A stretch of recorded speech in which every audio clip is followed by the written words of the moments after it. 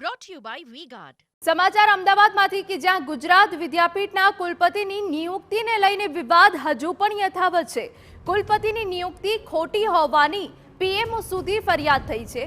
કુલપતિ ડોક્ટર હર્ષદ પટેલની નિયુક્તિ સામે આક્ષેપ ફરિયાદ થઈ છે। ગુજરાત વિદ્યાપીઠના સિનિયર અધ્યાપકે રાજ્યપાલને પણ ફરિયાદ કરી હોવાના અહેવાલ છે। ડોક્ટર હર્ષદ પટેલે પ્રોફેસર તરીકે 10 વર્ષનો અનુભવ ન હોવા છતાં કુલપતિ પદ મળ્યાનો આરોપ લગાવ્યો છે। ડોક્ટર હર્ષદ પટેલે ખોટી રીતે થયેલી નિયુક્તિ રદ કરવા અધ્યાપકે માંગ કરી છે। 1 મહિનામાં કાર્યવાહી નહીં કરાય તો આંદોલનની પણ ચીમકી ઉચ્ચારી છે।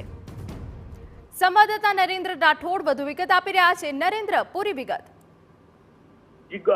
પ્રોફેસર જે હોય તેની 10 વર્ષની જો પ્રોફેસર કાર્ડ ના રહ્યો હોય તો તેઓ કુલપતિ ના બની શકે એ પ્રકારનો એક યુજીસી નો નિયમ છે અને આ જ બાબતને ધ્યાનમાં રાખીને જે એક પ્રોફેસર છે અન્ય એમના દ્વારા પીએમઓ સુધી ફરિયાદ ગુજરાત વિદ્યાપીઠના જે નવનિયુક્ત કુલપતિ છે ડોક્ટર હર્ષદ પટેલ એને લઈને કરવામાં આવી છે અને એમના દ્વારા આ જ બાબતનો ઉલ્લેખ કરવામાં આવ્યો છે કે ડોક્ટર હર્ષદ પટેલની નિયુક્તિ ખોટી રીતના કરવામાં આવી છે અને જો એ નિયુક્તિ સંદર્ભની અંદર કોઈ યોગ્ય પગલાં લેવામાં નહીં આવે તો આગામી સમયમાં તેમના દ્વારા આંદોલન પણ કરવામાં આવશે। મહત્વનું છે કે જ્યારથી ગુજરાત વિદ્યાપીઠનું જે મેનેજમેન્ટ બદલાયું છે ત્યારબાદ ચાહે એ પ્રોફેસરની નિયુક્તિ હોય કે પછી આંદોલનો હોય એને લઈને છેલ્લા લગભગ 6 મહિનાથી સતત વિવાદ રહ્યો છે।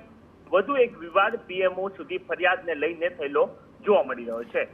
બિલકુલ નરેન્દ્ર, તો પીએમઓ સુધી ફરિયાદ કરવામાં આવી છે। ડોક્ટર હર્ષદ પટેલે ખોટી રીતે થયેલી નિયુક્તિ રદ કરવા અધ્યાપક હવે માંગ કરી રહ્યા છે।